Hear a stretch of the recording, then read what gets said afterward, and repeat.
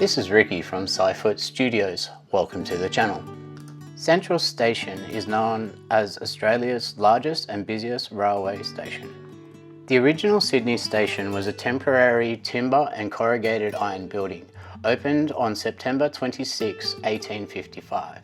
The station was later upgraded and the first stage of the new station was opened in August 1906. The second and third stages of the main building and the clockwork tower were completed in 1921.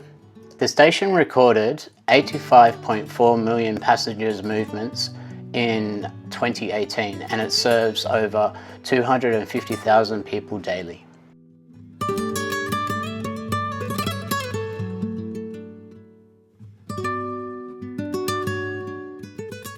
I believe these trains are the Melbourne XPT and the Blue Mountains XPT, I believe.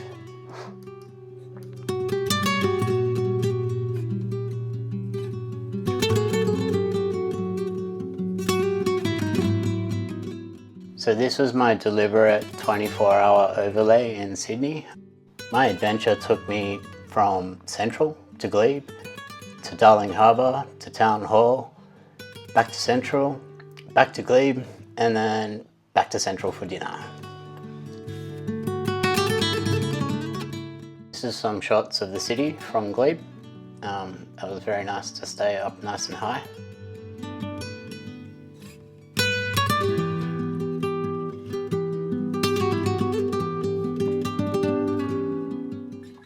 Circular Quay is a major transport hub and an iconic location in Sydney.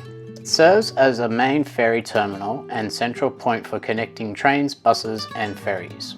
It provides easy access to attractions like the Sydney Opera House and the Harbour Bridge. Evolving from a mudflat area to a bustling maritime centre through phases of construction and development, starting with the first fleet's arrival in 1788. From the late 1890s, ferry commuter wharves came to dominate Circular Quay, with the construction of a railway station and tram service further solidifying its role in the transport hub for the coastal part of the central business district of Sydney. When I'm in Sydney, I like to eat out. I like to experience the multicultural foods that are there. If you haven't been to Sydney and eaten out in Sydney before, I highly recommend it, checking it out. We went to a place later on in this video called Spice Alley. It was really great and I'll explain more of that a little bit further in this video.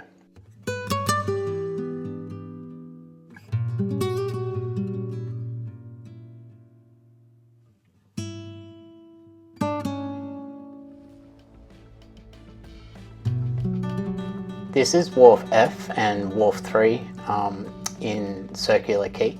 I believe this is where we grabbed a ferry over to Rose Bay to go and have a coffee and a nice cool drink for my brother who doesn't drink coffee. I find catching a ferry in the city a very cost-effective way of seeing Sydney. It's probably one of the cheaper things that you could do. It does take up some time, but it's a great journey and you get to take in some really great Sydney sights. I did a heap of walking around in QVB and before we got to the wharf. I believe the trip over to Rose Bay and then back again, it just probably took about half the day.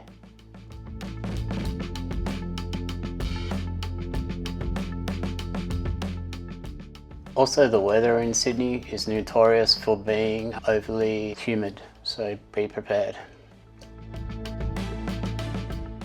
Sydney is great and you can see a lot, but it's definitely not a place you want to be with low money.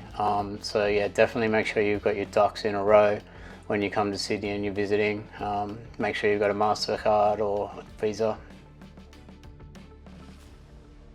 Darling Harbour was originally known as Long Cove, but it was later referred to as Cookie Bay.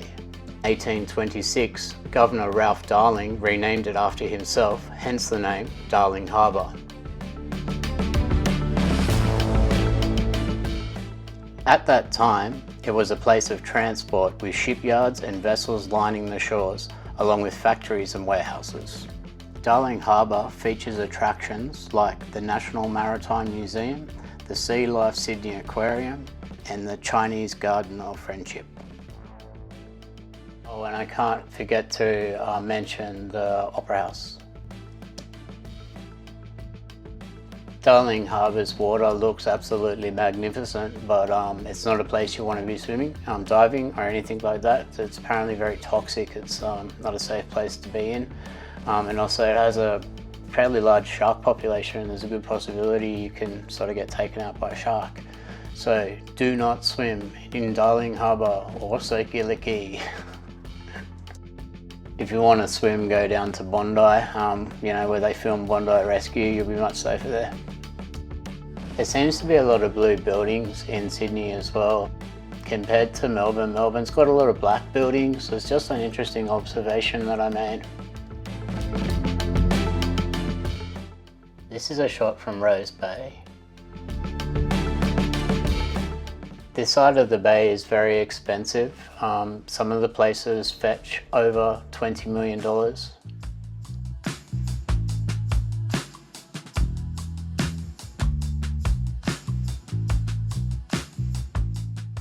The Sydney Opera House is a symbol of Sydney and modern Australia, representing innovation in architecture and engineering, and serving as a major performing arts centre and a community meeting place. This is Sydney Harbour Bridge, a steel arch bridge connecting Sydney CBD to the North Shore, and a prominent landmark for both Sydney and Australia.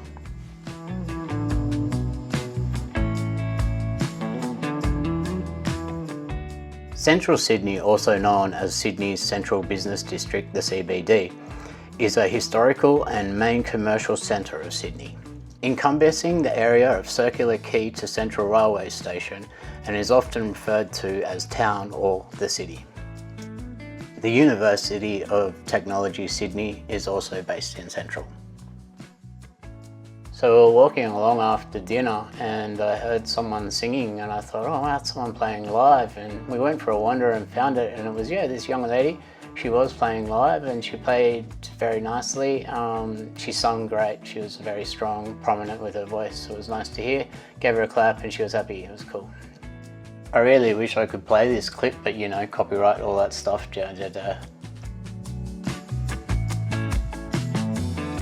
This is a kind of groovy find. It's a moving sculpture. It's kind of cool. Like you can see it slowly moving around the top bar in the angle, on the right angle, it's sort of slowly tapping around. It's pretty cool.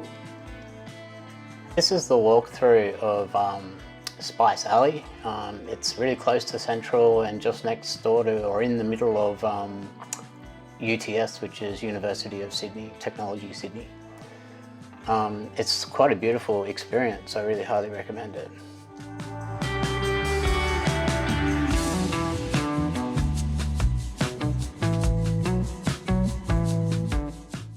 The name of this shop kind of made me giggle a little bit.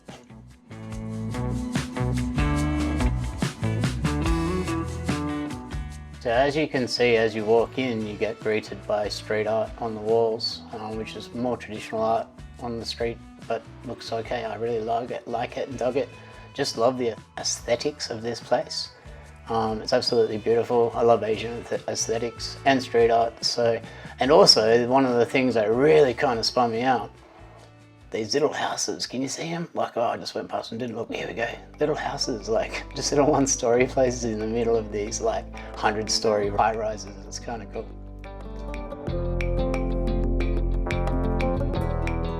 We also ate here. It was reasonably priced. It was about $35 each for a meal, with an entree and a main and a beer. Being all Asian themed, I feel that the food here is relatively healthy too, in moderation. So yeah, get that into you because it'll be good for you. Yum yum. So it really reminded me of Dragon Alley in Harry Potter, I thought. And I love fantasy, so that's a good thing. So whoever came up with that idea, I applaud you. Awesome. I feel it's a nice cultural experience in the heart of Sydney. So if you're ever in the heart of Sydney and you need to get some lunch or dinner, I think, yeah, Spice Alley is your best bet.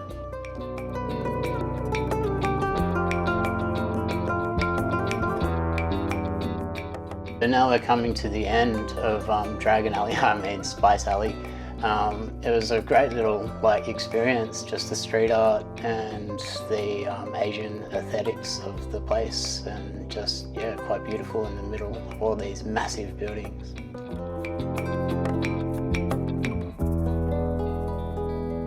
Yeah, so this is the end of it, of Spice Alley, and there's the gate with Spice Alley written on it, funny that. Highly recommend. This is the blood moon. I thought it was a beautiful shot. It's my vape in the blood moon. And more of the city. This is a nice clear one. So now it's the next day and I'm back off to my hometown, which is in regional New South Wales. So thank you, Sydney, and thank you guys for watching. I hope you really enjoyed it and you got something from it.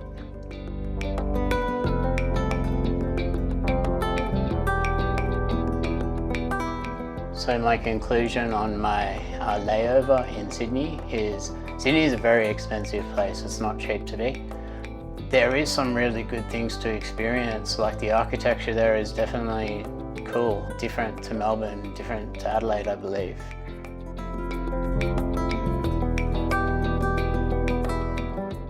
Sydney, New South Wales is a bustling city. So you've kind of got to expect that when you go there. It's quick paced, everything from food to public transport. Train link service that links New South Wales to Melbourne and Sydney to Brisbane and all the travel legs like that is actually quite a good service. It's well priced. It's not as well priced as South Australia or Victorian fares, but it's reasonable. So you can actually travel in New South Wales. The only hitch is it gets quite expensive when you're paying for accommodation. So yeah, it's very busy and expensive. Besides that, it has some really good cultural sort of aspects to it, like the Quay and the Harbour, Cockle Bay, that whole coastline. It's actually quite beautiful. And if you've got the time to stay there for a good week, you would have a good chance of checking out all those sites. If you're into either diving, fishing, swimming, shopping, fine foods, cultural awareness, great coffee, Sydney is a really good place. It's a good place to be, and I highly recommend anybody that hasn't been here to check it out. And spend some time, a good couple of weeks. Oh cool, my bag is 11 kilos underweight, 9 kilos out of 20, yeah.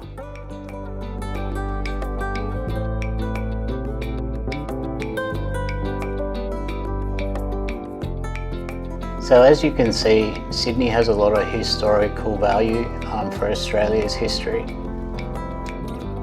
Still, to understand Australia and to see Australia properly, Sydney is a must-do.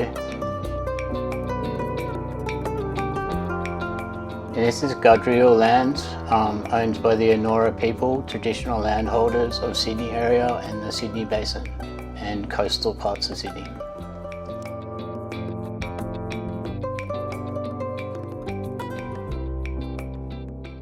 Thank you for watching. Like and subscribe.